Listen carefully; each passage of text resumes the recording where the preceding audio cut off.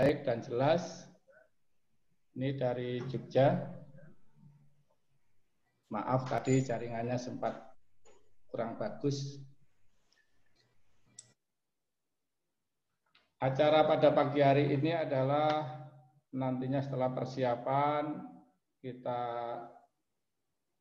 cek semuanya, kemudian pembukaan dari Dekan Fakultas Teknik dan Informatika, dilanjutkan penyampaian materi dari pembicara, kemudian absensi dari peserta semuanya, dilanjutkan penutup.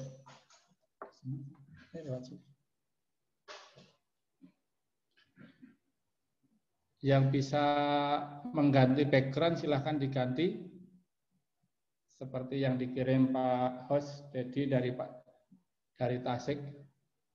Jadi ini dari berbagai penjuru berkumpul ya. Pak Dedi Supriyadi selaku host dari Tasik, pembicara Bu Ani Andriani dari Jogja, Pak Didi dari Jakarta juga hadir.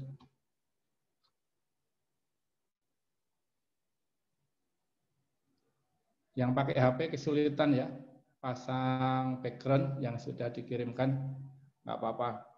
Yang pakai laptop silahkan diganti dulu, supaya nanti difoto bagus.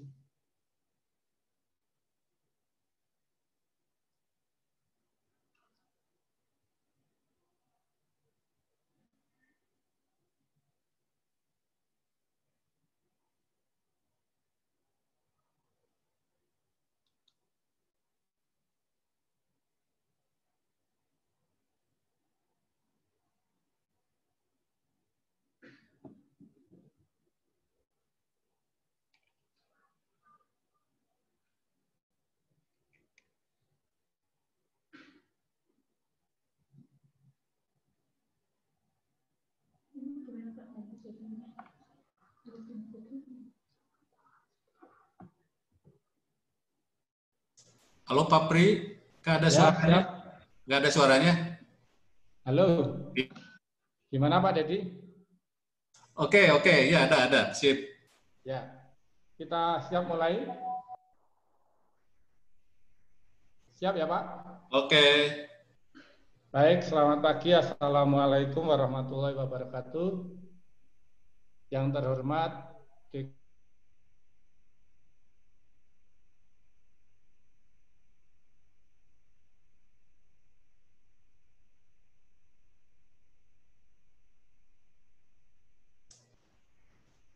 Halo Pak Pri.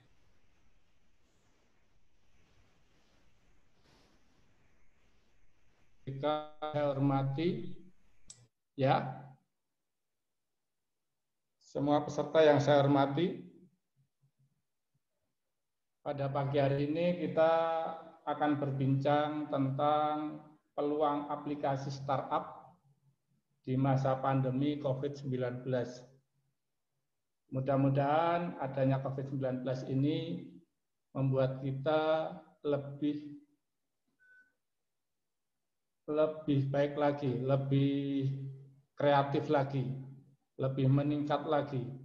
Karena apa yang ada merupakan bencana, tapi di balik itu ada anugerah. Baik,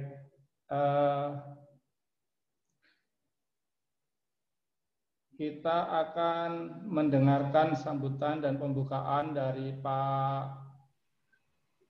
Didi Rosyadi, Bapak Dr. Didi Rosyadi MKom, Dekan Fakultas Teknik dan Informatika.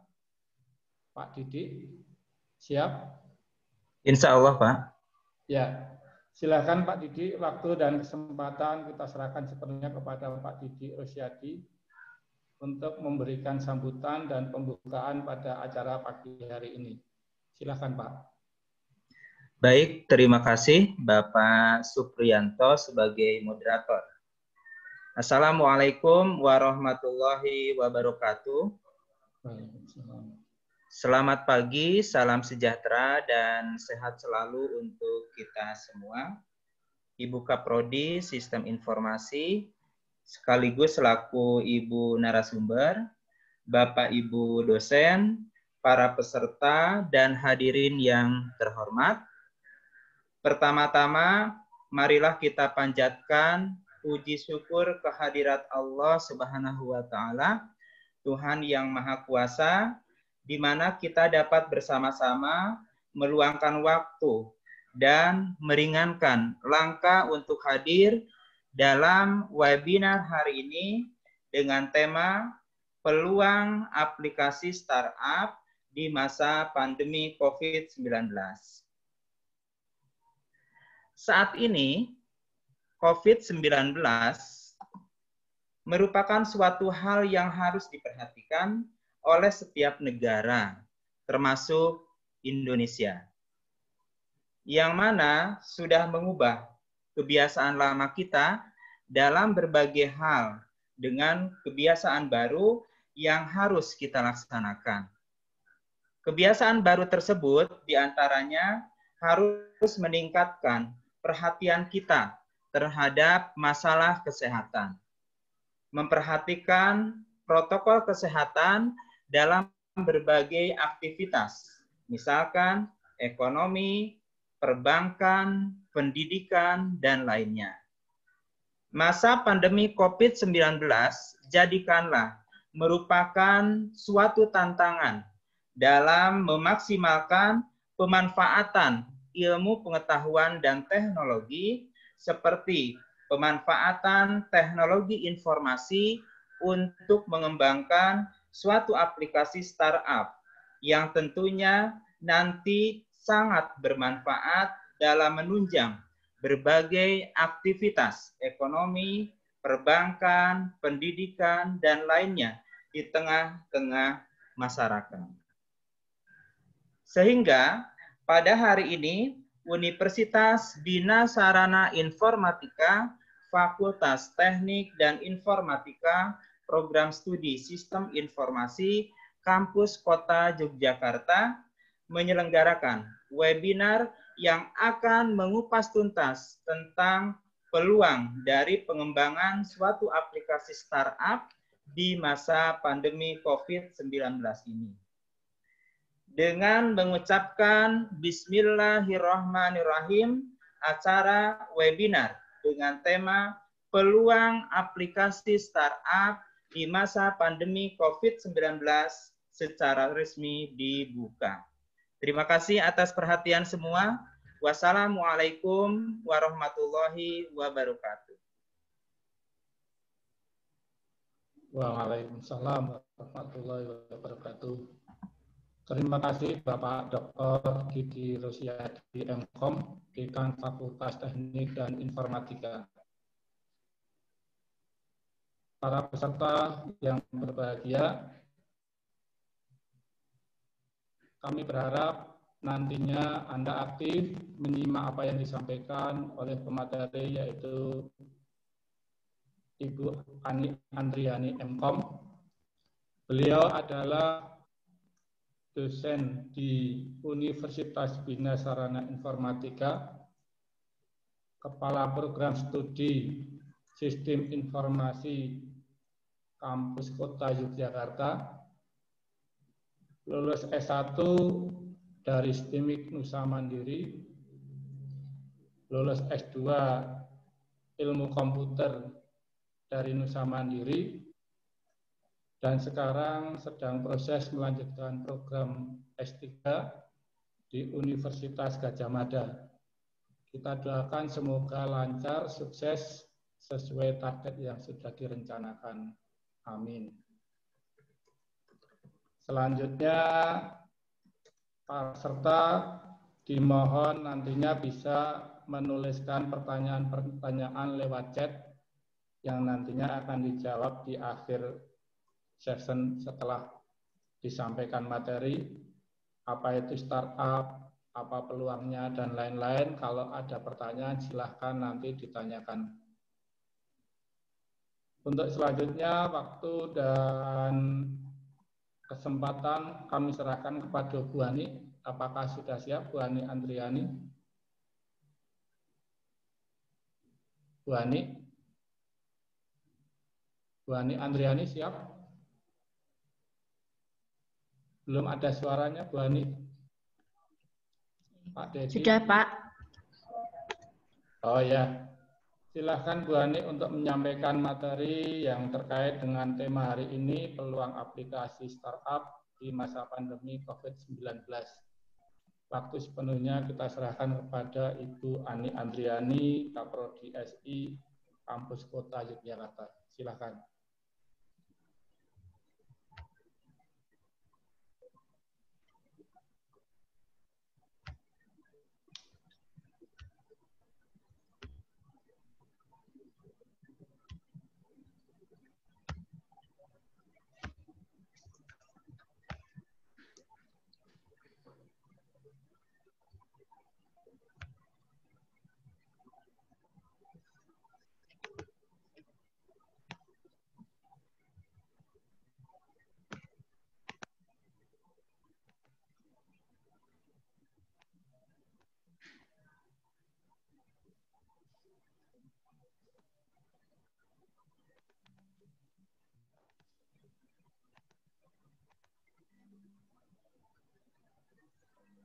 Jadi saya belum bisa share.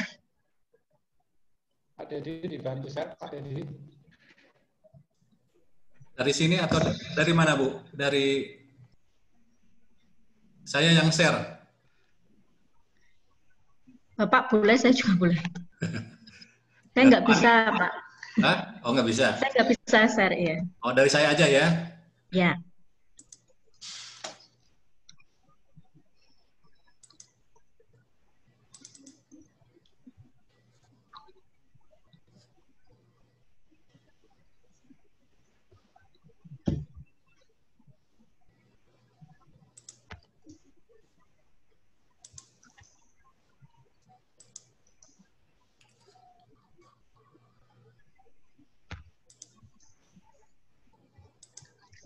Sebelumnya, Assalamualaikum warahmatullahi wabarakatuh. Yang saya hormati, pimpinan Rektorat Universitas Bina Sarana Informatika, yang dalam hal ini diwakili oleh Bapak Dekan Fakultas Teknik dan Informatika, Bapak Dr. Didi Rosyadi. Yang kami hormati Bapak Ibu Kaprodi, yang berbahagia para peserta dari mahasiswa, saya ucapkan selamat datang.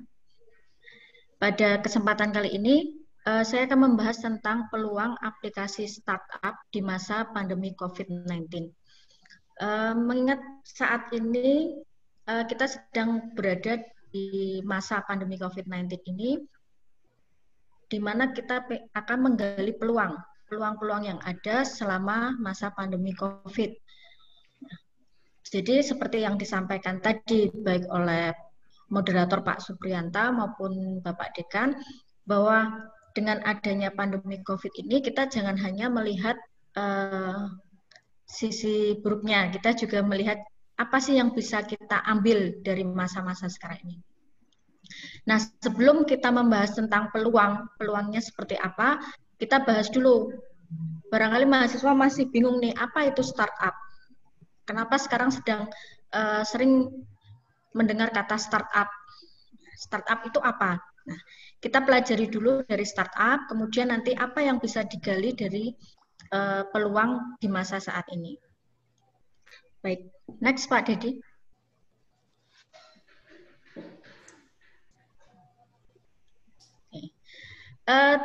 Tentunya kita mengenal beberapa perusahaan besar berbasis IT seperti Microsoft yang didirikan oleh Bill Gates, kemudian Oracle, Amazon, Facebook, dan Google.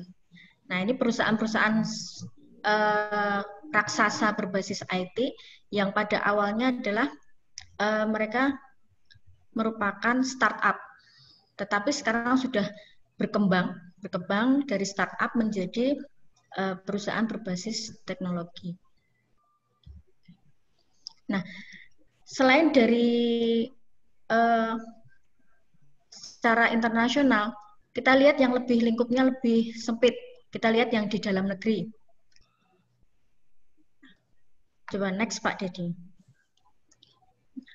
Nah, selain tadi yang di luar negeri tadi, para CEO atau founder dari bisnis-bisnis startup itu menjadi deretan orang terkaya di dunia. Kita lihat sekarang dari lingkup negara kita, ada beberapa sebutannya OKB, orang kaya baru. Nah, ternyata mereka adalah tergolong anak-anak muda, usia-usia muda, tetapi punya bisnis startup yang sekarang sudah menjadi perusahaan yang besar. Cuma untuk levelnya nanti kita bahas juga level-level untuk startup. Jadi ada yang level Google, level Amazon, itu di mana levelnya di mana. Kemudian kalau Traveloka, Tokopedia, Bukalapak, dan Gojek itu levelnya di mana. Kemudian bagaimana nanti level aplikasi-aplikasi startup yang baru seperti apa. Nah, ini hanya contoh bahwa ternyata orang-orang sukses saat ini didominasi oleh orang-orang bisnisnya di bidang IT. Nah, kenapa? Ini sejalan dengan era disruptif 4.0, di mana semua bidang itu menuntut kita untuk bisa mengaplikasikan teknologi informasi. Oke, next Pak Didi.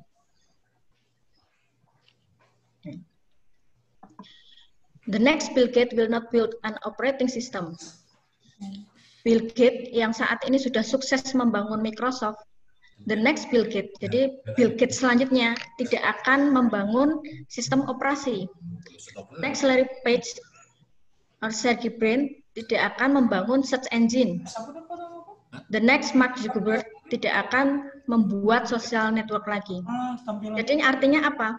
Bahwa kalau Anda pengen menjadi Bill Gates yang baru, mau menjadi Larry Page yang baru, mau menjadi Mark Zuckerberg yang baru, Anda tidak akan membuat hal yang sama.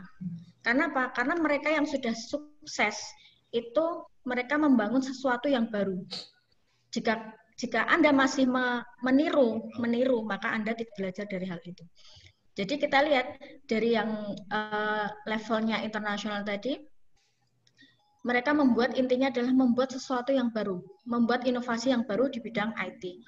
Kemudian yang Indonesia sendiri ada Nadiem Makarim, kemudian William Tanuwijaya. Nah, itu mereka membuat sesuatu yang baru juga. Sesuatu yang baru ini dalam berupa inovasi bisnis, berupa inovasi bisnis. Nah, inilah nanti yang disebut dengan startup. Oke, itu gambarannya ya. Jadi kita berpikir jangan hanya meniru apa yang sudah dibuat orang. Cobalah untuk membuat sesuatu yang baru, dalam hal ini membuat sebuah inovasi. Nah, untuk membuat inovasi kita lihat dulu apa sih bedanya aplikasi startup dengan yang bukan startup. Oke, kita lihat dulu. Next. Jadi kenapa kita harus membuat sesuatu yang baru? Bagaimana kan kalau kita meniru itu lebih mudah.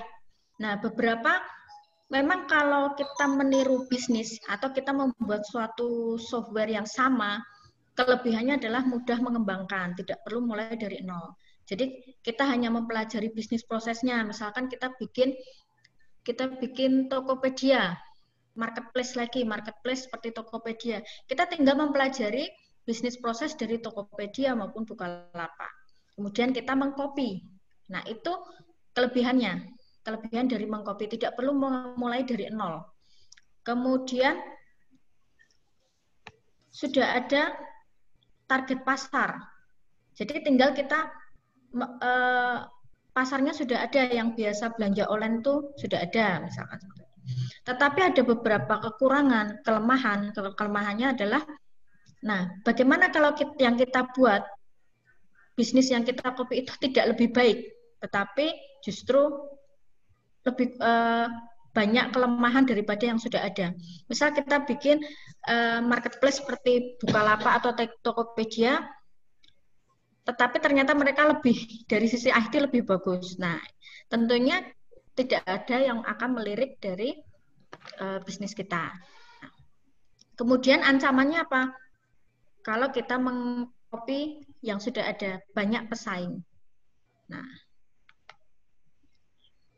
Itu kelebihan dan kelemahan dari kita mengcopy.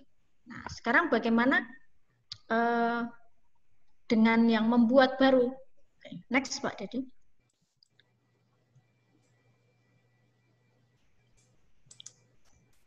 Nah, kita lihat di sini. Kemajuan itu ada yang horizontal dan ada yang vertikal. Kalau kita mengcopy, itu kemajuannya hanya secara horizontal saja. Tidak ada progres yang langsung secara intensif, tapi secara ekstensif. Sedangkan kalau kita melakukan sesuatu yang baru, itulah progresnya adalah vertikal. Nah, jadi kemajuan horizontal atau ekstensif berarti menyalin hal-hal yang berhasil. Jadi kita menyalin hal-hal yang sudah berhasil. Kita mulai dari satu, kemudian mengembangkannya, karena satu di sini kan sudah ada, tinggal kita mengcopy saja. Nah, kelebihan dari yang horizontal ini, kita mudah membayangkan yang karena kita bisa mempelajarinya, kita bisa mempelajari dan membayangkan apa yang akan kita buat, karena sudah tahu seperti apa bentuknya. Tetapi tantangan dari membuat sesuatu yang baru, tantangannya adalah kita memulai dari 0 ke 1. Memang lebih sulit, tetapi kelebihannya nanti progresnya akan lebih intensif. Karena dari sisi pesaing tentunya kita tidak banyak, dari sisi peluang mungkin kan belum ada saingannya, kemudian sesuatu yang baru. Lebih sulit dibayangkan, tapi tantangannya adalah lebih sulit dibayangkan karena melakukan sesuatu yang belum pernah dilakukan orang lain. Next. Nah, sekarang untuk membuat sesuatu yang baru, kita pelajari dulu apa sebenarnya startup. Startup itu dari bahasa, secara bahasa itu artinya adalah merintis. Kemudian memulai. Nah, jadi apa itu startup? Startup berarti di sini adalah tindakan dalam memulai sebuah usaha bisnis atau organisasi yang baru. Nah, jadi bisnis-bisnis atau usaha yang baru dimulai, baru dirintis itu apakah bisa selalu kita sebut dengan startup? Belum tentu. Nah, karena ternyata pengertian dari startup dulu dan sekarang itu sedikit bergeser, berbeda. Kalau dulu itu startup itu lebih ke sebuah usaha atau bisnis atau usaha yang baru. Nah, karena perkembangannya maka pergeseran dari arti dari startup itu akan bergeser. Nah, apa bedanya? Kita next. Nah, kuncinya startup itu ada 5. Jadi suatu bisnis yang baru, masih dalam tahap pengembangan, kemudian merintis target pasar, kemudian inovasi dan menyelesaikan masalah. Jadi kuncinya yang membedakan dengan yang bukan startup adalah kuncinya ada di inovasi dan penyelesaian masalah. Kalau sama-sama bisnis baru, tahap pengembangan, merintis target pasar, itu yang bukan startup juga bisa suatu yang baru gitu ya. Tetapi untuk dari sisi inovasi dan penyelesaian masalah, itu adalah kunci utama dari startup. Kuncinya ada di inovasi dan penyelesaian masalah. Penyelesaian masalah berarti yang kira-kira tidak bisa dilakukan orang secara konvensional apa? Atau kalau di konvensional, selama ini orang punya kelemahan di bidang A, berarti kita bagaimana mengatasi masalah di permasalahan di bidang A tersebut. Oke, next.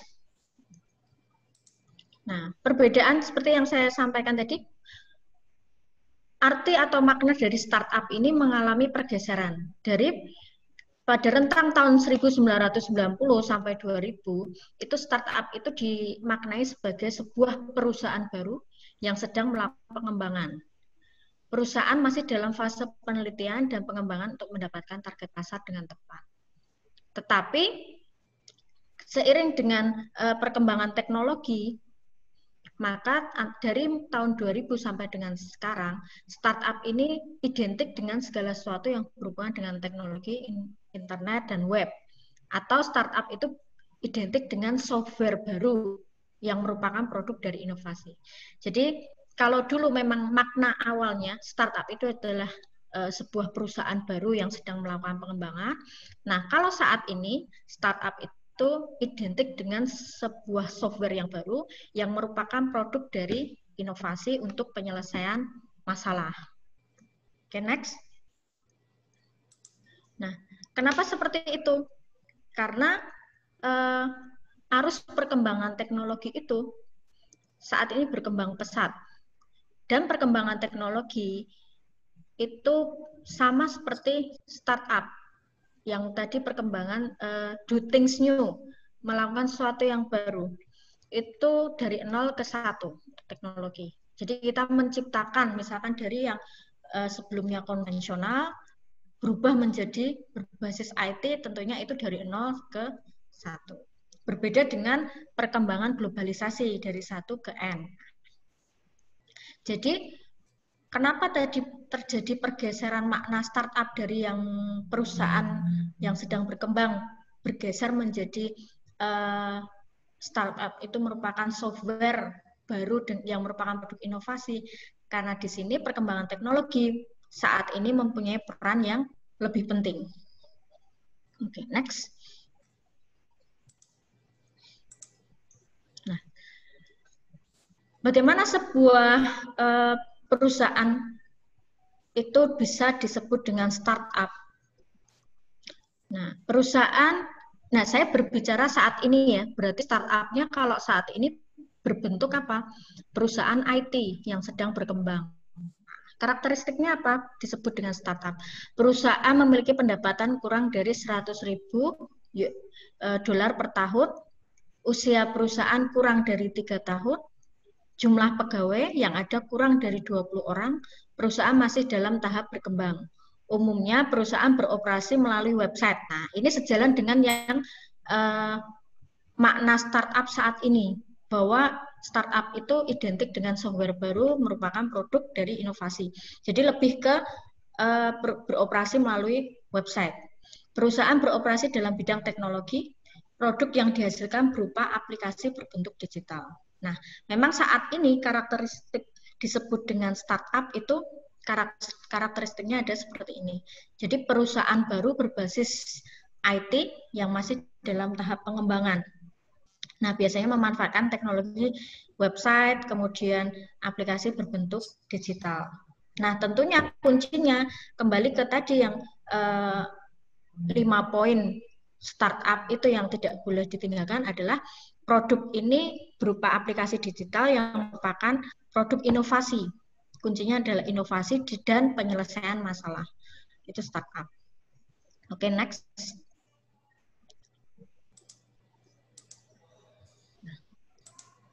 Sekarang karena startup itu identik dengan software baru yang merupakan produk inovasi, maka kita bahas tentang aplikasi startup. Nah, ada 5 kategori aplikasi startup. Yang pertama, aplikasi game. Nah, ini contohnya yang sudah ada Angry Bird, Clash of Clans, Candy Crush. Kemudian ada aplikasi e-commerce, marketplace, ada Amazon. Nah, ini sudah perusahaan startup raksasa ya, eBay. Kemudian aplikasi consumer audience, fungsinya untuk audience dan atau periklanan ya, advertising, ada Instagram, Snapchat. Kemudian ada kategori software as a service, ada Evernote, Dropbox, Box. Kemudian ada dalam bentuk enterprise, Workday, VRA, Splunk, Palantir, Tableau Software. Nah, ini adalah 5 kategori aplikasi startup yang saat ini biasanya dibuat. Nah, kalau yang di Indonesia lebih ke biasanya yang kayak Tokopedia, Bukalapak itu lebih ke aplikasi yang e-commerce atau marketplace. Oke, next. Nah, kita lihat video ini karena untuk membedakan startup dan bukan startup. Karena sesuatu aplikasi yang baru itu belum tentu dia adalah startup. Nah, kita lihat dulu.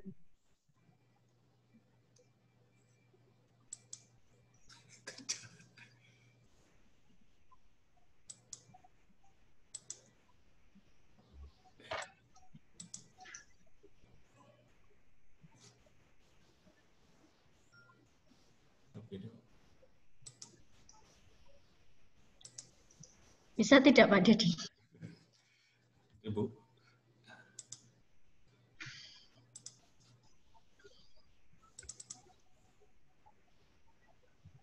Dari filenya aja Pak. Ya, ya.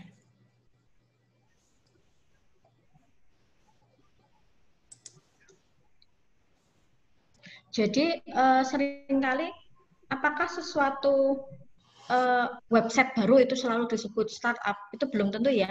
Kita lihat kuncinya ada, tadi yang saya sampaikan kuncinya ada di inovasi dan penyelesaian masalah. Itu kuncinya. Rada Explorer, kamu ngapain nendang-nendang batu? Maaf ya, maaf. Aku nggak sengaja tadi. Maaf ya, Woli. Udah berkali-kali dibilangin. Gue itu bukan Woli. Gue jauh lebih keren dari dia, tahu? Aku juga lebih lucu dari Dora. Maaf ya, tadi tuh aku lagi bete. Gara-garanya aku ngelamar kerja. Tapi ditolak terus. Bikin startup aja lah. Lebih seru tahu. Startup? Itu yang bisnis-bisnis online itu ya? Kayak jasa pawang hujan online.com? Iya, tapi nggak juga sih. Bukan ya? Terus apa dong, Mas? Walaupun startup identik sama bisnis teknologi, bukan berarti semua yang ada .com-nya itu startup. Ada banyak pendapat soal pengertian startup, tapi yang jelas, tadi itu bukan startup lah. Oh, jadi kalau jasa pawang hujan online atau jual baju grosir online itu nggak termasuk startup. Kenapa, Mas? Mas baca di Forbes, startup itu perusahaan yang fokus untuk memecahkan masalah yang ada di sekitarnya. Solusi yang mereka cari bukan solusi yang ada di depan mata. Sukses atau gagalnya juga nggak ada yang bisa jamin. Kalau jasa pawang hujan online itu jualan biasa aja. Situsnya cuma jadi lapak online, bukan jadi solusi untuk suatu masalah. Oh, jadi intinya itu di inovasi ya, Mas? Terus inovasinya pakai teknologi gitu ya? Benar sih, tapi startup sama perusahaan teknologi beda loh ya. Bedanya apa lagi? Nih, lihat di layar ya. Startup memang umumnya memanfaatkan teknologi karena bisa mempercepat pertumbuhan. Nah, pertumbuhan atau growth, kalau kata anak startup, itu penting. Supaya nantinya bisa membawa perubahan besar kayak Apple sama Google, misalnya. Tapi sekarang, Apple sama Google udah jadi perusahaan teknologi. Mereka itu udah lulus dari kehidupan per-startupan. Ibarat manusia, dulu Apple sama Google itu ABG. Nah, sekarang udah dewasa. Terus, apa yang nandain kalau startup aku itu udah nggak ABG lagi, Mas? Nggak ada ketentuan mutlak sih. Tapi startup bisa dibilang beranjak dewasa kalau usianya udah di atas 3 tahun, diakuisisi sama perusahaan yang lebih besar, punya banyak kantor, karyawannya lebih dari 80 orang, dewan direksinya udah lebih dari 5 orang, pemasukannya udah lebih dari 20 miliar dolar. Ya, atau kalau ada founder yang jual saham pribadinya. Gitu deh. Wah, kayaknya seru ya. Pantas aja orang-orang pada bikin startup. Aku bikin juga deh. Nah, bagus. Tapi hati-hati. Jangan sampai kamu bikin startup karena pengen ikutan tren aja loh. Enggak lah, Mas. Aku punya ide beneran nih. Tapi bukan jasa pawang hujan online.com kan?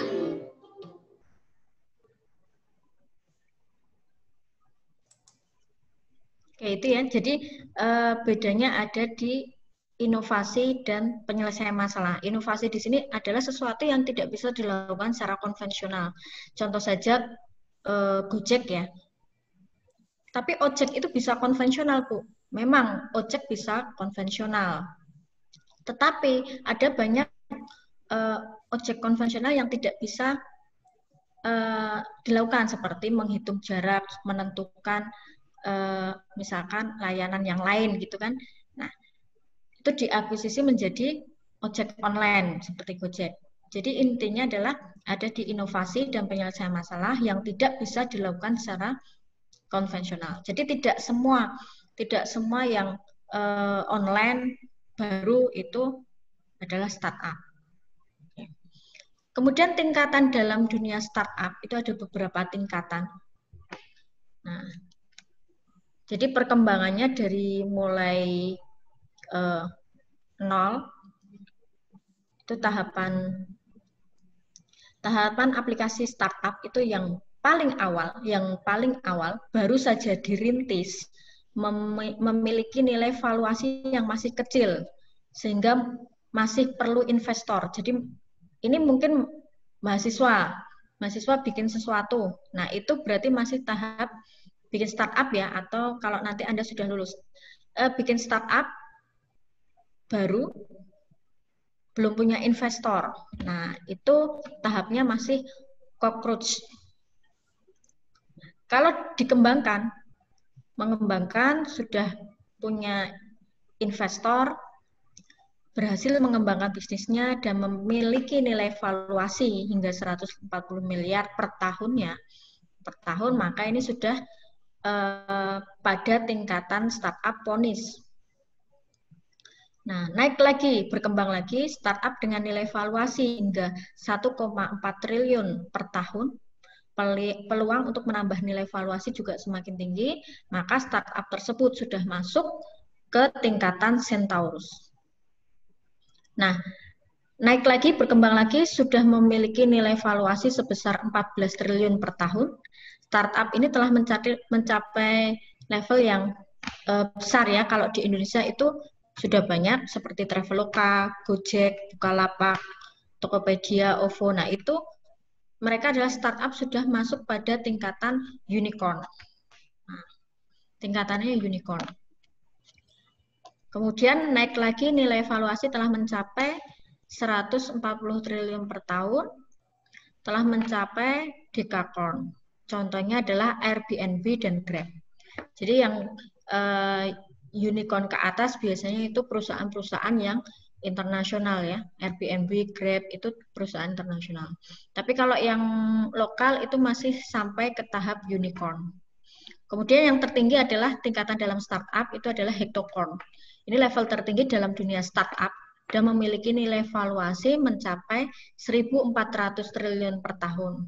Nah, ini perusahaan-perusahaan raksasa tadi yang di awal tadi seperti Google, Microsoft, Apple, Facebook, Amazon, nah itu mereka sudah mencapai level hektokorn.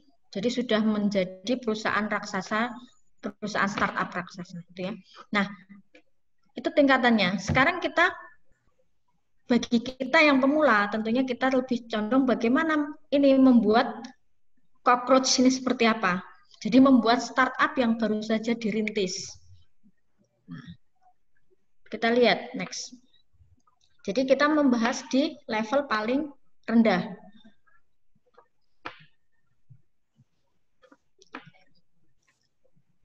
Contoh ide produk dan inovasi yang menjadi startup. Ini contohnya ya. Kita lihat misalkan ada permasalahan.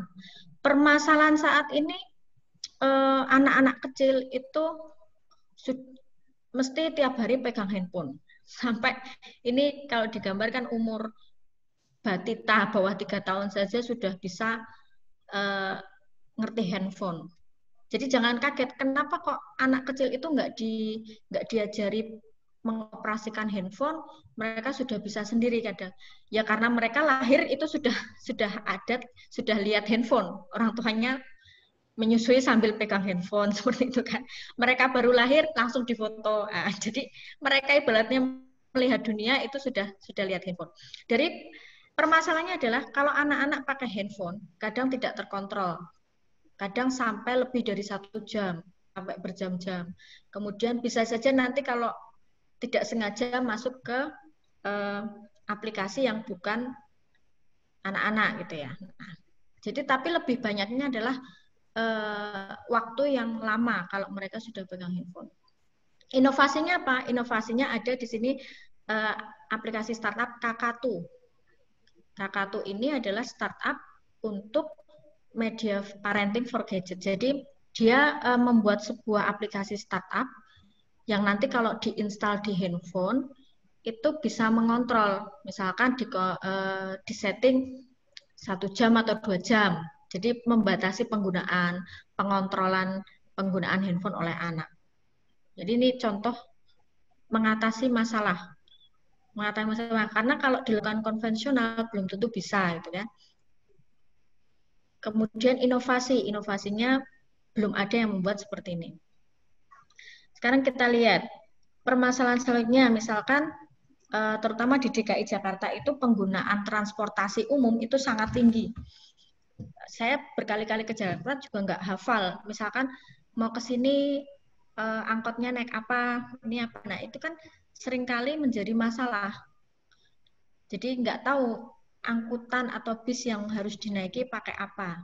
Nah makanya ada aplikasi startup apa aja. Jadi membantu mencari angkutan umum yang tepat sesuai tujuan. Nah, itu contohnya. Jadi contoh startupnya dari permasalahan, ada permasalahan, kemudian ada inovasi dari permasalahan tersebut. Itu contohnya. Oke, next, Pak.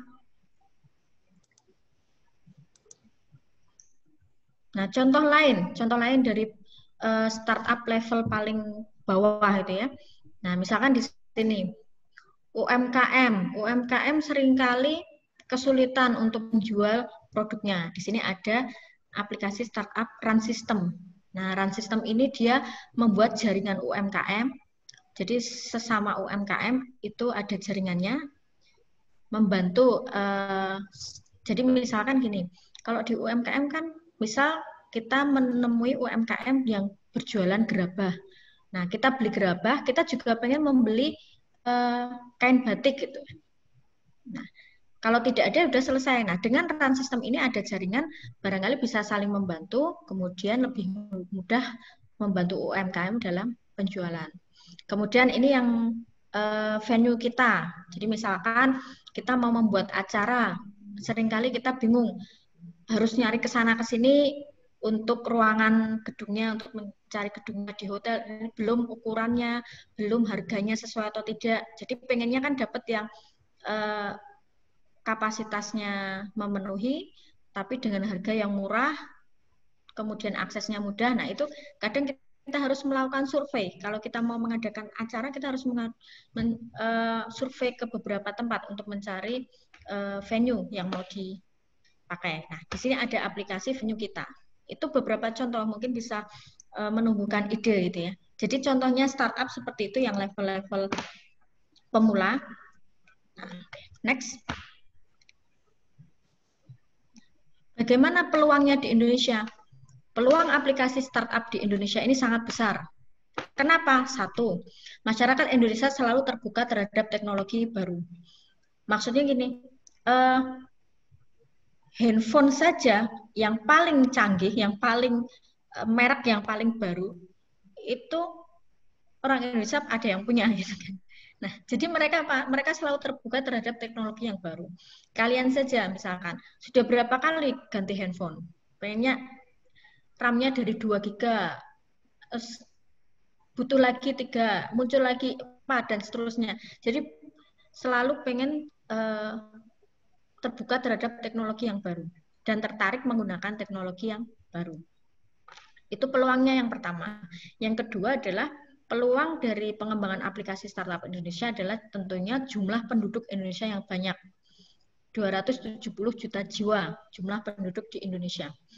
Nah, makanya banyak investor asing itu masuk ke startup Indonesia. Makanya kayak Gojek pun itu Singapura masuk menjadi investor. Kenapa? Memang potensinya sangat besar di Indonesia.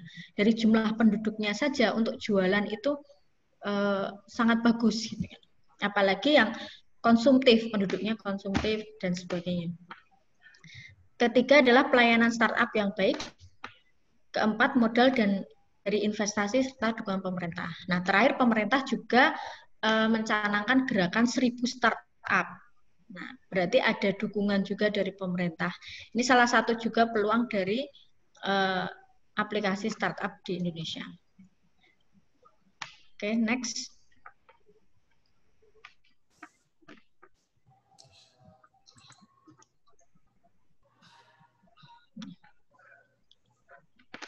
Situasi saat ini tahun ini ada pandemi coronavirus.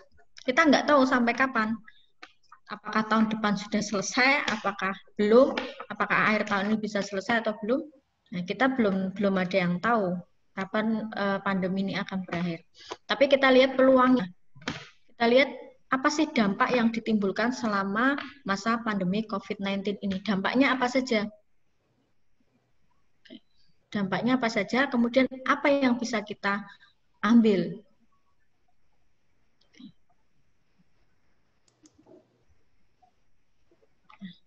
Dampaknya adalah satu, studi from home. Diberlakukannya work from home. Kemudian aktivitas ekonomi beralih ke aktivitas ekonomi berbasis daring, online.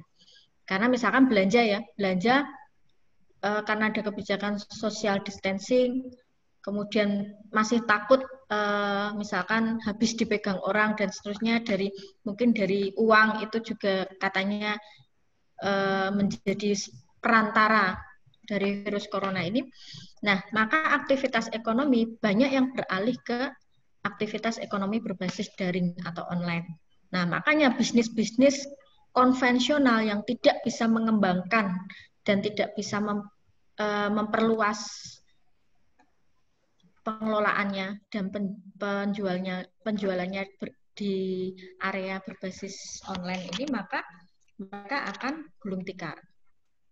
Nah, kemarin diberitakan juga bahwa bisnis-bisnis online selama masa pandemi COVID ini mengalami peningkatan sebesar 400%. Nah, itu suatu fenomena yang luar biasa.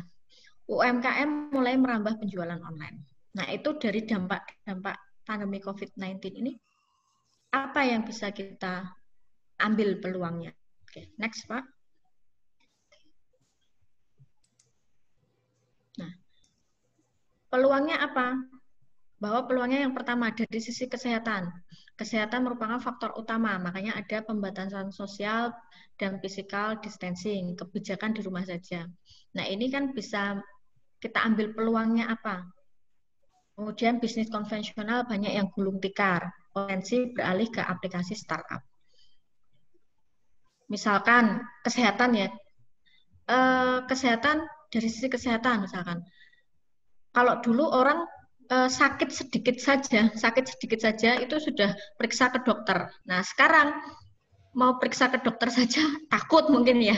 Nah, itu kan itu peluang juga. Kita bikin apa? Misalkan ada aplikasi seperti Halo Dokter. Nah, seperti itu kan juga inovasi baru. Bisnis konvensional banyak yang gulung tikar. Tapi misalkan UMKM, kita bikin misalkan apa ya? Kalau saya kemarin dapat informasi di perusahaan leasing yang pemodalan gitu ya, peminjaman untuk pemodalan itu, mereka membatasi pemberian modal terhadap usaha-usaha kecil. Nah, kita bikin aplikasi startup ini, makanya yang UMKM kan sudah mereka usahanya kecil, kena pandemi COVID, kemudian mau menambah modal, mencari pinjaman ke bank untuk menambah modal itu ditolak. Nah, bagaimana kita buat aplikasi misalkan ya, misalkan saya punya ide nih, saya bikin aplikasi startup untuk menampung UMKM. Jadi UMKM di situ ada semua yang anggota UMKM itu. Kemudian kita buka investor. Jadi misalkan siapa nih yang mau jadi investor dari UMKM. Nah, nanti ada perhitungannya. Misalkan saya menanam investor untuk UMKM kain batik misalkan. Nah, di situ setiap penjualan nanti saya dapat 5% atau 10%. Nah, itu contohnya. Jadi membuat aplikasi yang mempertemukan para pelaku UMKM dengan misalkan investor. Itu kan bisa mengatasi permasalahan. Kebutuhan layanan customer menjadi meningkat. Jadi kesehatan, makanan, retail, TIK, dan seterusnya. Nah, itu beberapa peluang yang harus kita ambil dalam masa pandemi COVID-19 saat ini. Next. Nah, sekarang beberapa contoh aplikasi startup di masa pandemi COVID-19 ini. Yang pertama ada namanya Kiskus. Kiskus. Nah, ini sebuah website yang memonitor, melaporkan, dan bertanya seputar COVID-19. Nah, di sini jadi mereka membuat sebuah aplikasi mungkin untuk tanya jawab bagi masyarakat ya. Mereka juga memberikan fasilitas untuk self assessment bagi masyarakat yang pengen tahu tentang status ODP, PDP atau suspek. Kemudian ada Volantis.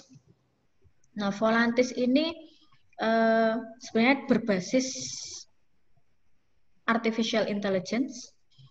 Jadi mereka mengambil semua data di website IB ya, kemudian membuat fasilitas chatting. Nah, jadi dia chatting untuk pelaporan. Jadi misalkan ada nih yang tetangganya ini, mereka membuat laporan dan seterusnya. Bisa juga untuk konsultasi. Kemudian ada Sonic Boom. Nah, ini aplikasi fingerprint, pengganti fingerprint ya. Karena kalau fingerprint, kalau dalam masa pandemi saat ini tentu tidak bisa dilakukan. Karena nanti bekas dari tangan antara karyawan satu dengan yang lain itu kan bisa menjadi medium perpindahan virus. Karena penggunaan mesinnya kan bergantian. Jadi Sonic Boom ini dibuat untuk pengganti fingerprint. Ada lagi Privy ID. Nah, ini membantu aplikasi yang membantu work from home tetap produktif. Jadi kesulitannya kalau work from home itu seperti bagaimana saya menandatangani dokumen. Kayak mahasiswa TA, tugas akhir saya mau tanda tangan. Kalau saya kasih scan-nya saja bisa jadi nanti disalahgunakan, ya kan? Nah, di sini ada aplikasi Privy ID. Jadi tanda tangan, tetapi masih tanda tangan elektronik, tetapi tidak bisa disalahgunakan, gitu ya. Kalau saya langsung ngasih tanda tangan saya ke mahasiswa, misalkan ini scan tanda tangan saya, bisa saja nanti dibuat untuk bikin surat apa, gitu kan? Nah. Kemudian ada juga Sonar. Sonar ini aplikasi startup yang digunakan untuk menganalisis dan memonitoring media sosial. Nah, fungsinya di sini ada kompilasi berita-berita terkait pandemi COVID. Jadi selain monitoring media sosial, dari monitoring media sosial yang menyampaikan berita-berita tentang COVID itu dirangkum di sini di aplikasi Sonar. Kemudian ada aplikasi startup Wakuliner. Nah, di sini difungsikan untuk membantu tenaga medis dan dokter yang berisiko tinggi terinfeksi COVID-19 untuk dapat dihubungkan dengan catering yang menyediakan makanan yang sehat dan bergizi. Jadi contohnya itu. Jadi misalkan kayak dokter, tenaga medis mau sampai kadang misalkan lupa waktu, pelayanan kesehatan mereka kurang dari sisi makanan. Nah, itu bisa diganti juga dengan selain aplikasi di atas ada juga namanya Wakuliner. Nah, itu contoh-contoh dari aplikasi startup yang muncul di masa pandemi COVID-19 ini. Oke, next. Bagaimana tips sukses membangun startup di Indonesia? Yang pertama, kita pahami dulu apa itu startup. Tadi sudah paham ya. Jadi kuncinya adalah aplikasi baru berbasis IT yang mengedepankan inovasi untuk menyelesaikan masalah. Dan penyelesaian masalah ini tidak bisa dilakukan secara konvensional. Yang kedua adalah mantapkan niat. Ketiga adalah membuat bisnis plan. Kemudian keempat, memastikan produk yang dibutuhkan itu banyak orang. mencari partner yang kerja yang cocok, evaluasi, dan jangan cepat puas. Nah, kunci untuk membangun startup itu kuncinya adalah di sini. Oke, next.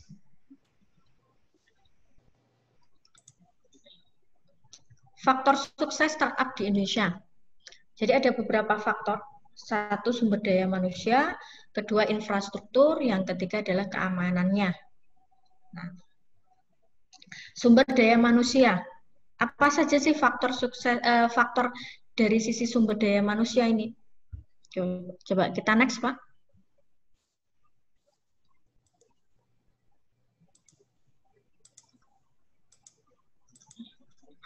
Dari sisi SDM,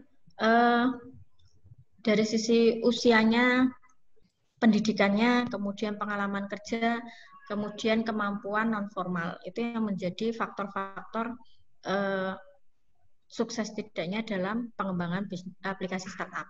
Kemudian infrastruktur, dari infrastruktur di sini ada broadband availability, broadband speed, broadband price. Kemudian ada confidentiality, integrity, sama availability.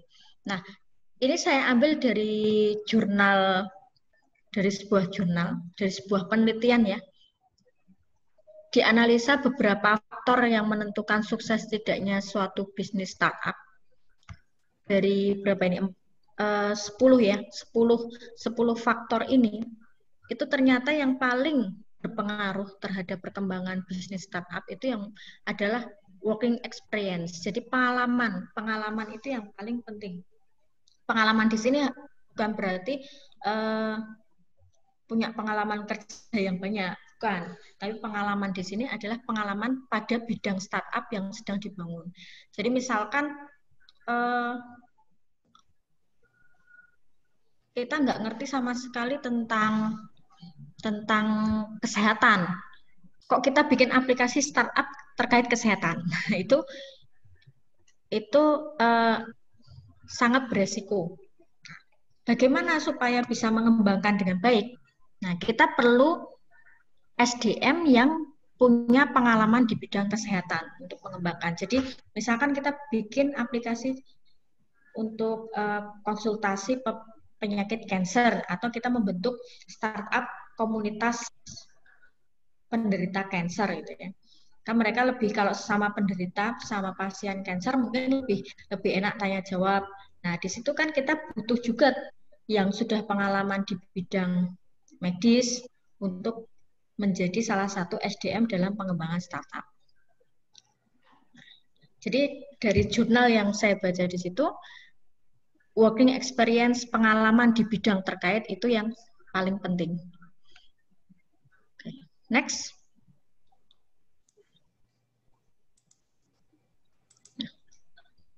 Banyak juga yang, selain banyak yang sukses, banyak juga yang gagal. Apa saja yang gagal? Jadi yang pertama adalah produk tidak dibutuhkan di pasar. Nah, jadi analisa pasarnya kurang nih, produknya tidak terlalu dibutuhkan. Terlalu banyak bakar uang. Bakar uang di sini adalah modal yang dikeluarkan dengan pemasukan, itu banyak modal yang dikeluarkan. Nah, itu juga menjadi salah satu faktor penyebab kegagalan startup di Indonesia. Tim yang tidak solid. Jadi tadi faktor suksesnya, tips suksesnya adalah salah satu adalah rekan kerja. Jadi tadi rekan kerja yang tepat. Nah, maka di sini tim yang tidak solid pun menjadi salah satu penyebab kegagalan. Kalah dalam kompetisi. Jadi misalkan kita sudah membuat baru, ternyata ada yang mengcopy. Ada yang hampir sama. Nah, makanya kita perlu inovasi berkelanjutan. Kemudian dari pembiayaan juga ya. Nah, makanya bagaimana kita membuat sebuah startup. Ini saya pengen membuat startup, tapi saya nggak punya modal untuk pengembangan. Nah, yang penting adalah Anda punya ide. Tadi yang dari tingkatan startup itu kalau kita lihat, kalau level yang paling bawah itu lebih ke membuat software baru yang idenya memang solutif, inovatif. Nah, tinggal nanti kita tawarkan ke investor untuk pengembangan. Jadi untuk membangun sebuah startup yang sukses, tentu kita tidak bisa melakukannya sendiri. Harus ada investor, tim yang solid, timnya yang tepat ya. Tadi ada faktor SDM, jadi sesuai dengan apa yang kita kembangkan. Next.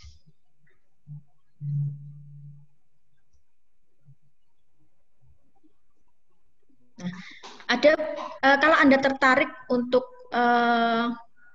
untuk berinovasi membuat startup, di sini ada beberapa komunitas startup di Indonesia, ada banyak sekali.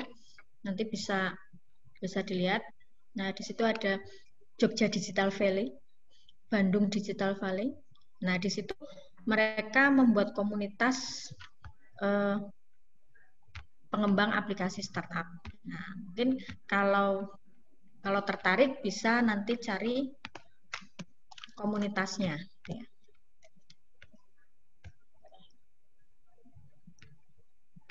Oke, next. Nah, itu tadi ya. Peluang-peluang. Yang pertama, Anda sudah tahu perbedaan aplikasi startup dan bukan yang startup. Jadi intinya aplikasi startup itu mengedepankan inovasi. Jadi sebuah software baru yang mengedepankan inovasi, kemudian dia memberikan solusi terhadap suatu permasalahan yang tidak bisa diatasi dalam bentuk konvensional. Itu kuncinya yang pertama untuk startup. Kemudian faktor suksesnya adalah terutama adalah di SDM-nya. SDM termasuk tadi adalah yang pengalaman di bidang startup-nya apa.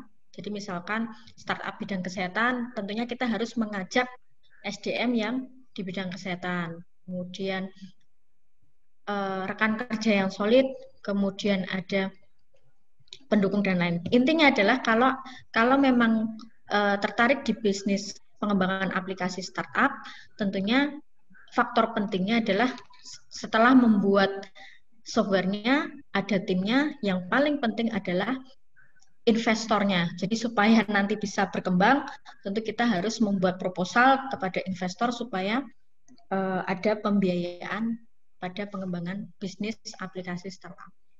Oke. Sekian dari saya. Waktu saya kembalikan kepada moderator. Terima kasih. Assalamualaikum warahmatullahi wabarakatuh. Waalaikumsalam warahmatullahi wabarakatuh. Terima kasih Bu Andriani Mkom selaku pembicara kita pada siang hari ini. Alhamdulillah menarik sekali apa yang sudah disampaikan tadi.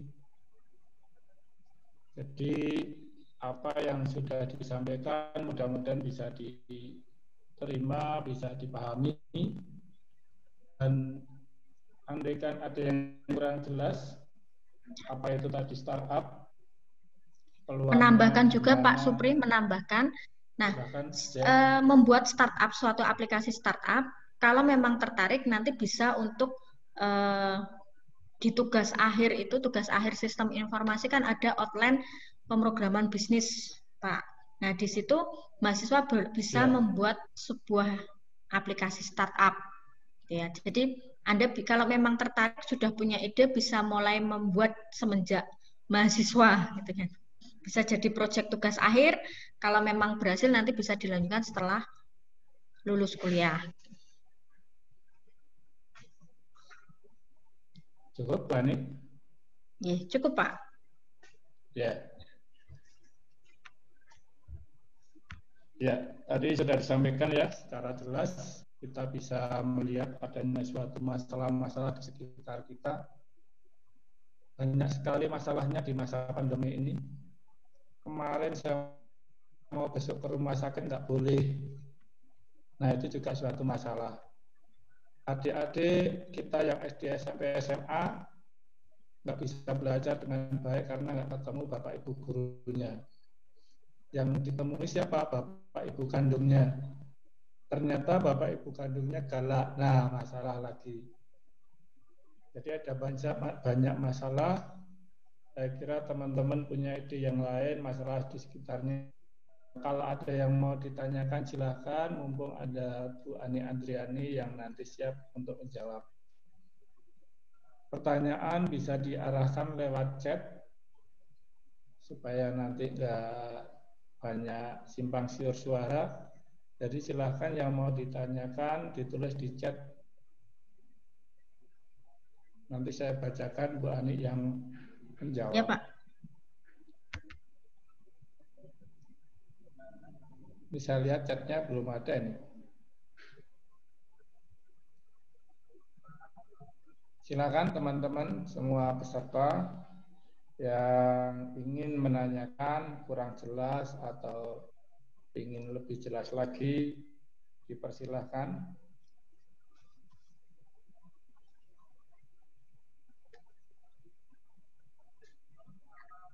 Kalau startup berarti sebelumnya ada masalah ya Bu Ani? Iya, Pak. Kalau Harus ada, dilandasi masalah. kalau ada startup berarti berarti harus ada masalah yang nantinya akan diselesaikan dengan startup. Iya, iya. Dan masalah itu ternyata banyak sekali ya. Iya. Ya, contoh saja misalkan kita melihat Silakan, sekitar, misalkan kalau misalkan orang yang punya penyakit HIV/AIDS katakanlah, mereka kan tentunya malu Pak kalau orang lain tahu. Jadi misalkan mau sharing atau apa, nah, kita bikin startup misalkan komunitas penderita HIV, misalkan seperti itu. Di situ kita masukkan dokter ya. Nah, barangkali mereka mau tanya jawab di situ atau misalkan sharing sama temannya yang sama penderita HIV itu kan membantu dari sisi psikologis, dari sisi treatment, dari perawatan pasien. Mungkin itu contohnya dari masalah sepele saja. Dari masalah sepele kita bisa memunculkan suatu ide. Jadi yang mahal itu sebenarnya memang ide itu yang mahal. Seperti kalau Anda lihat Facebook itu ya. Jadi apakah misalkan saya pemrogramannya kurang bagus, tapi pengen bikin startup. Nah, gimana caranya? Nah, Facebook pun saya membaca sejarahnya Facebook.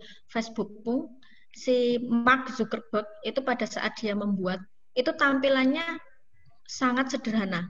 Bahkan masih websitenya itu hanya sekedar menggunakan HTML sama PHP. Belum memasukkan unsur CSS dan seterusnya. Jadi masih sangat sederhana karena memang awalnya digunakan untuk di kampusnya dia, teman-temannya sama teman-temannya. Tetapi kemudian dia mengembangkan, jadi mungkin menggandeng orang-orang yang ahli di bidang IT, kemudian menggandeng investor, jadilah Facebook yang sekarang, yang saat ini kita biasa gunakan. Jadi misalkan Anda kurang di bidang pemrogramannya, tapi Anda punya suatu ide yang bagus, inovatif, solutif, nah itu bisa digunakan. Nah, implementasinya apa? Implementasinya kalau mahasiswa, Anda bisa usulkan tahap awalnya ya, bisa diusulkan jadi proposal PKM. Nah, itu kan juga PKM itu mengedepankan yang dicari adalah inovatif. PKM karya karsa cipta. Nah, itu kan juga ide inovatif. Nah, di situ. Tahapnya adalah bagaimana kita membuat ide dulu. Nah, pengembangannya nanti kita bisa menggandeng perusahaan software, pengembangan software, bisa menggandeng investor. Nah, itu yang jadi tidak selalu kita yang harus ahli di bidang IT, ya. Seperti itu. Ya, jadi kita perlu kerjasama dengan pihak lain ya, karena kadang-kadang kita punya ide, tapi kemampuan IT-nya seperti yang disampaikan Bu Ani itu nggak bisa maksimal, belum maksimal.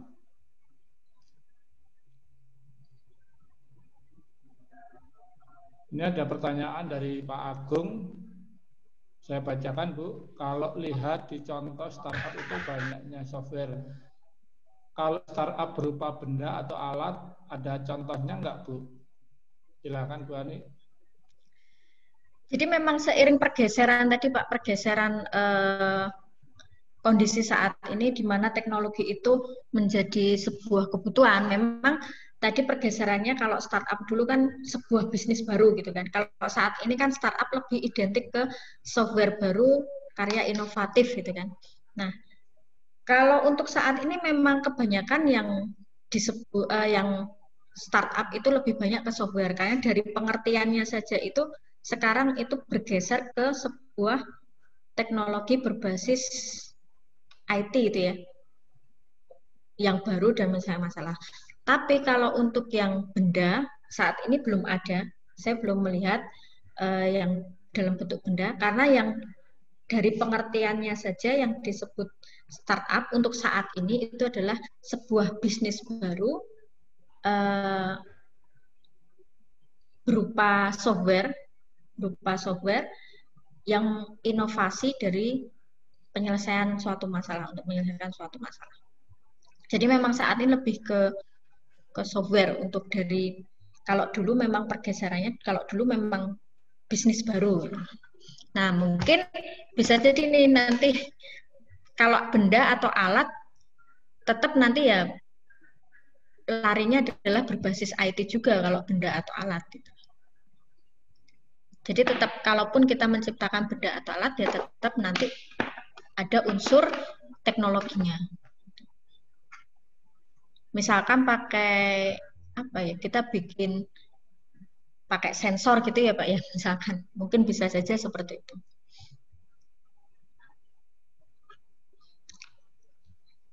Kalau membuat aplikasi termasuk juga nggak Ibu? Tergantung aplikasinya. Kalau aplikasinya tadi misalkan jasa pawang hujan online gitu kan, nggak ada jasa pawang hujan online pun bisa dilakukan gitu kan. Maksudnya secara konvensional itu bisa dilakukan. Nah, jadi dilihat dulu aplikasinya. Kuncinya ada di inovasi dan penyelesaian masalah. Jadi artinya penyelesaian masalah ini tidak bisa dilakukan secara konvensional, itu ke startupnya. Jadi misalnya kayak tadi, misalkan yang tadi ya Apaja tadi, jadi aplikasi untuk mencari angkutan yang tepat gitu ya, kemudian arahnya sesuai tujuan. Nah, di situ kan kalau secara konvensional kita harus lihat dulu kan, lihat dulu daftarnya bis, misalkan bis ini jurusan ini berarti bis yang warna merah misalkan itu jurusannya ke sini. Nah itu kan secara konvensional itu menimbulkan permasalahan. Jadi diselesaikan ada sebuah aplikasi namanya Apaja. Nah jadi kuncinya aplikasi itu yang disebut startup itu kuncinya ada di inovasi dan ada penyelesaian masalah yang tidak bisa dilakukan secara konvensional. Ya, satu lagi mungkin dari Nino Resmiyat Iningkias. Saya bacakan, selama pandemi COVID-19, aplikasi startup sangat mendukung kebutuhan. Dari pendidikan ada ruang guru, dari transportasi dan jasa pengirim ada Gojek, ada online shop di Bukalapak. Bagaimana kita bisa menangkap peluang kebutuhan yang inovatif dan unik dari bisnis startup ini? Tentunya kita perlu menganalisis permasalahan. Kalau kita mau membuat aplikasi yang sama, tadi kelemahannya adalah apakah aplikasi yang dibuat itu akan lebih bagus. Jadi kalau misalkan sudah ada Tokopedia, udah ada Bukalapak, mungkin sama ya, tetapi kan mereka bisa saling berimbang dari sisi inovasinya, teknologinya bisa saling berimbang. Nah, kalau kita mau bikin yang baru seperti itu, mau bikin startup yang sama seperti itu, tantangannya adalah apakah bisa membuat yang lebih bagus atau mengimbangi lah paling tidak. Nah, kalau misal nggak bisa ya kita cari yang lain. Contoh sederhana yaitu saja misalkan ya tadi yang saya sampaikan, misalkan UMKM pada masa pandemi COVID ini banyak yang gulung tikar. Terutama yang berkaitan dengan pariwisata itu sangat terdampak. Nah, sedangkan mereka untuk misal untuk bertahan, mereka misalkan mengajukan pinjaman tambahan modal gitu, katakanlah untuk tetap bertahan gitu. Nah, padahal perusahaan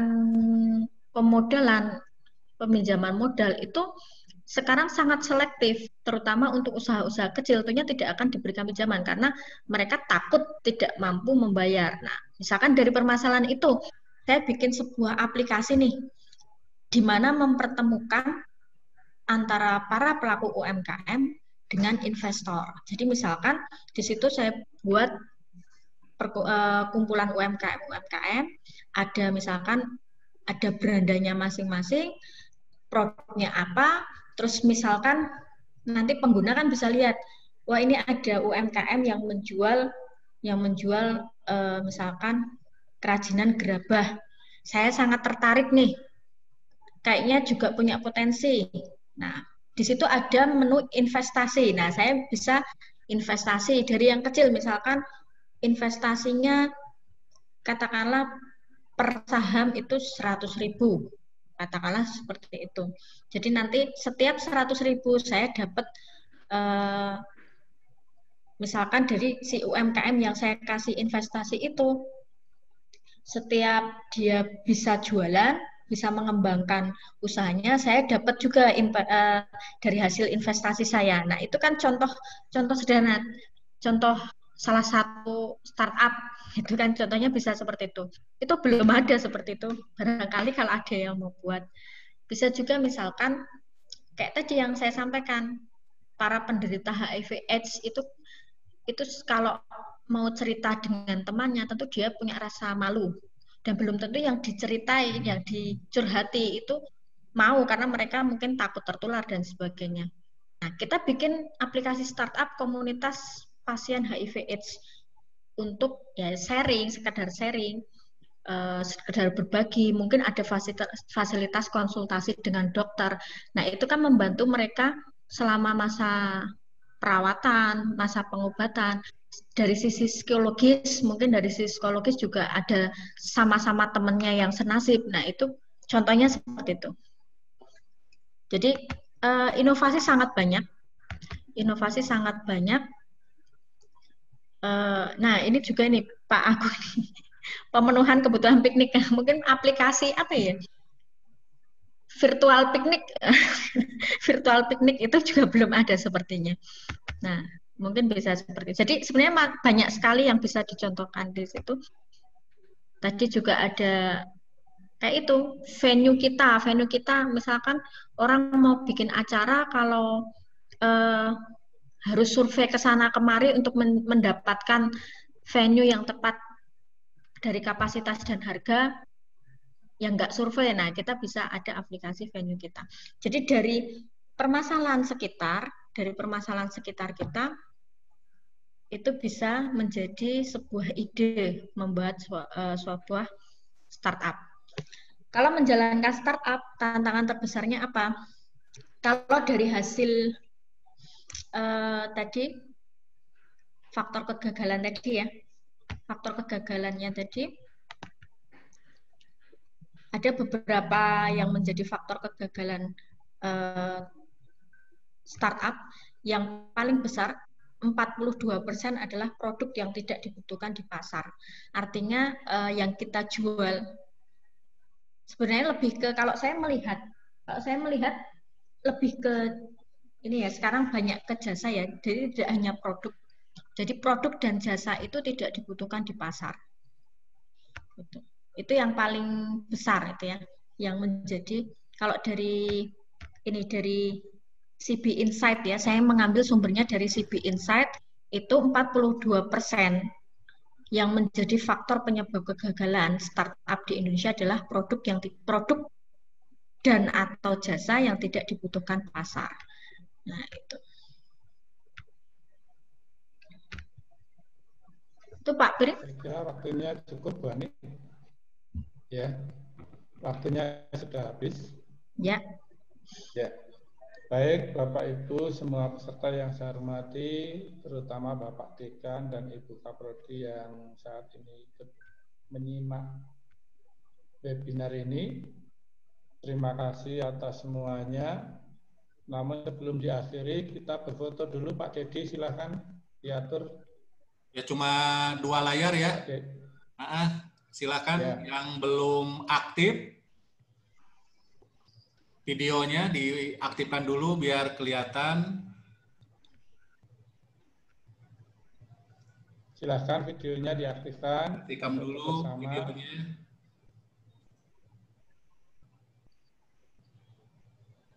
Masih ada yang belum?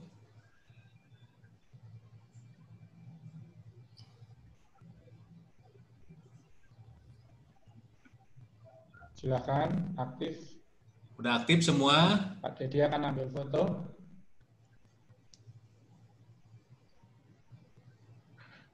Siap ya untuk yang screen pertama?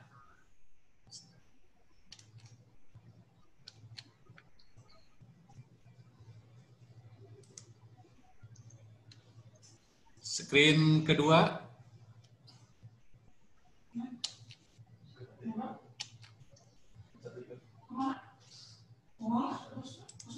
Ya, udah. Oke, Pak Pri, silakan. Terima kasih. Ya, Pak Dedi. Udah. Ya. Baik, Bapak Ibu dan semua teman-teman, kita sudah di penghujung acara pada siang hari ini. Terima kasih atas semuanya. Semoga acara ini bermanfaat untuk kita semua, mendapatkan ide-ide untuk melangkah lebih lanjut di tengah pandemi COVID-19. Terutama ini yang muda-muda banyak sekali saya lihat. Mudah-mudahan nanti bisa bekerja sama dengan teman yang lain, tidak hanya menuntaskan pandemi 19, tapi juga COVID-19, tapi juga yang mungkin muncul resesi. Nah, ini PR-PR kita cukup banyak sehingga bisa memunculkan ide-ide kreatif yang baru. Dengan mengucap alhamdulillahirrabbilalamin, saya kira pertemuan